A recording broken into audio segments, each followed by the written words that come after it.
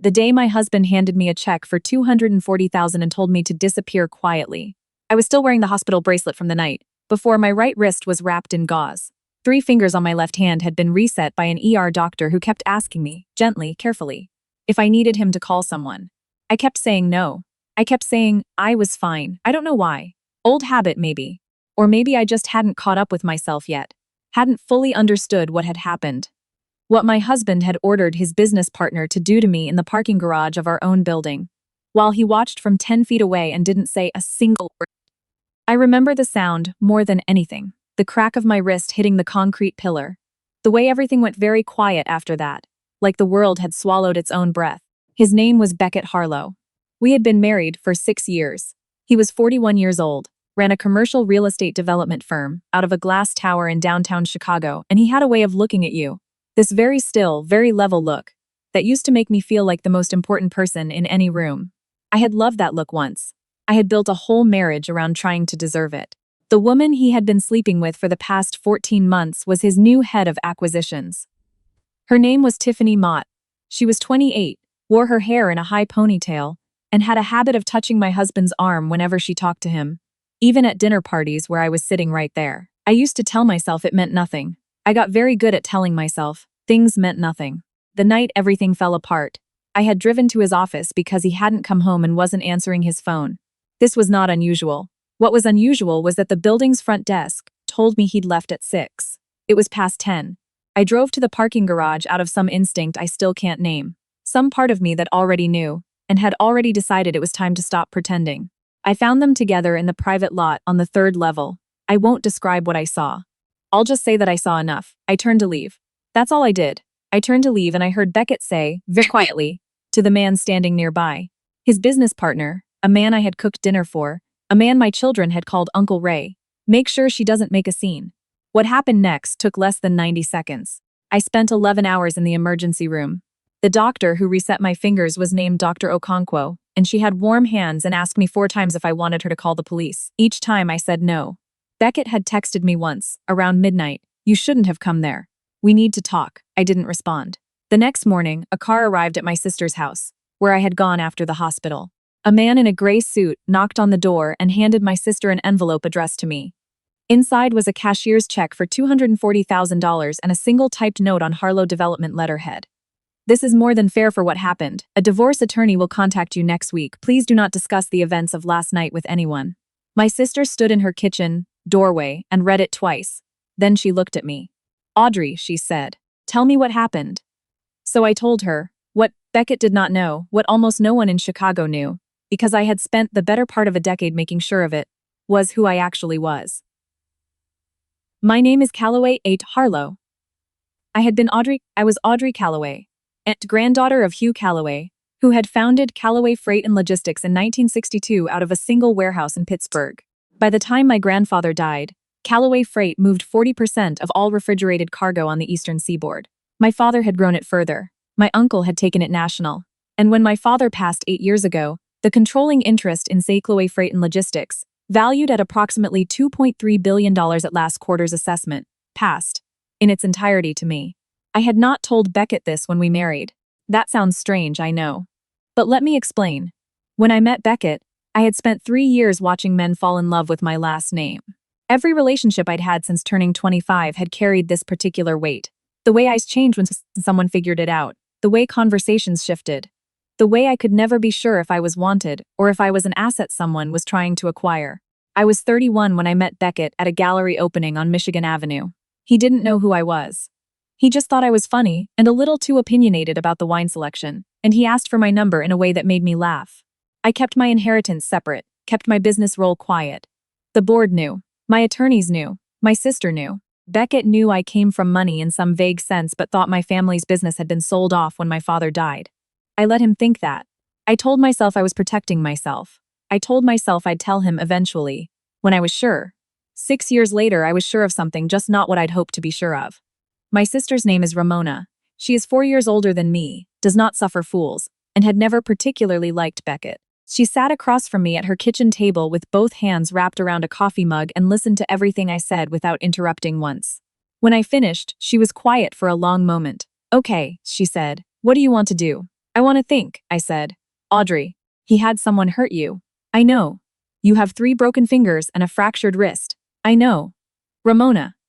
And he sent you a check. I looked down at the cashier's check still sitting on the table between us, $240,000, as if that were a number that corresponded to something real.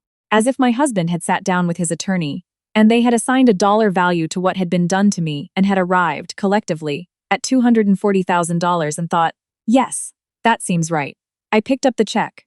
I looked at it for a long time. Get me Jonathan's number, I said. Jonathan Greaves was my personal attorney and had handled Calloway family legal matters for 11 years. He answered on the second ring despite the fact that it was 7:30 in the morning, and I had not called him. What happened? I told him. He listened without a word. When I finished, there was a pause, and then he said, "Don't cash that check. Don't respond to anything. Don't speak to Beckett or his attorney or anyone connected to his firm. Can you be in my office at 10? I said yes. What happened in that office over the next 3 hours is probably not interesting to most people. A lot of documents, a lot of quiet voices, a lot of Jonathan typing and then reading things back to me and asking if I understood. But the short version is this. Beckett Harlow had spent 11 months quietly attempting to refinance his development firm's debt structure. He had 3 major projects in the pipeline: a mixed-use development in the River North neighborhood, a hotel conversion project in Milwaukee, and a 40-story residential tower on the lakefront that he had been planning for 4 years and was the cornerstone of everything he'd been building toward. All 3 projects required a bridge loan. The bridge loan required a banking consortium. And the banking consortium, a group of 6 institutions that had been quietly assembled over the previous 18 months, was led, at the holding company level, by Calloway Capital Investments, a subsidiary of Calloway Freight and Logistics, which meant, functionally, that my husband needed my signature to get his money. He just didn't know that yet. Jonathan looked at me over his reading glasses when he finished explaining this. He has a meeting scheduled for next Thursday, he said, with the consortium's representative. Audrey, not permanently. Just, don't cancel it. Change the representative. Jonathan was quiet for a moment. You want to be in the, he said. I want to be in the room. That week was one of the strangest of my life. I've stayed at Ramona's. My wrist was in a soft cast. I slept badly and woke early, and spent hours on the phone with Jonathan and with my cousin, who sat on the Calloway board, and was the only other family member who knew the full extent of my holdings. My cousin thought I should call the police first, handle it legally, let the business side be secondary.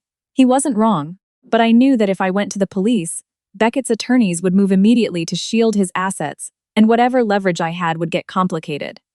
I called the police on a Wednesday. I filed a report. I gave them the name of Beckett's business partner, the man he had told to make sure I didn't make a scene. I gave them the parking garage location. I gave them the time. Then I went back to Ramona's house, and I sat on her back porch in the November cold. And I thought about the 6 years I had spent being Audrey Harlow instead of Audrey Calloway, and what that had cost me, and whether I would ever understand why I had let it go on so long. The truth is, I had known something was wrong for almost 2 years. Not about Tiffany specifically, not at first. Just a general sense of withdrawal, of distance, of coming home to a man who seemed faintly irritated by my presence. I had tried. I want to be honest about that. I had tried couples therapy, which Beckett attended twice before saying he didn't believe in it. I had tried talking to him directly, which usually ended with him saying I was too sensitive, or looking for problems. I had tried simply waiting, assuming it was stress from work, assuming it would pass. It didn't pass, it just became the shape of things. The Thursday meeting was held at a conference room in the Calloway Capital offices on Wacker Drive, which Beckett had never visited in his life. I arrived early and sat at the head of the table. The room had floor-to-ceiling windows, overlooking the river. Jonathan sat to my right. Our CFO and 2 board members sat across from each other further down. Beckett walked in at 2 o'clock with his attorney and a junior associate from his firm. He was in the charcoal suit he wore when he wanted to project confidence. He was talking when he entered the room, some sentence I didn't hear the beginning of, and then he looked up and saw me and stopped. The junior associate almost walked into him from behind. Beckett's attorney, a man named Feldstein who I had met at various charity events over the years, recovered first. He looked at Jonathan, then back at Beckett, and I could see him doing very rapid calculations. Audrey, Beckett said finally. His voice was completely flat. Beckett, I said. Sit down, we have a lot to cover. He didn't move for a moment. Then his attorney put a hand on his arm and said something very quietly, and Beckett pulled out a chair and sat. I slid a document across the table. It was a single page, A formal notification from Callaway Capital that, pending review of recent developments, all participation in the Harlow Development Bridge Loan Consortium was being suspended indefinitely.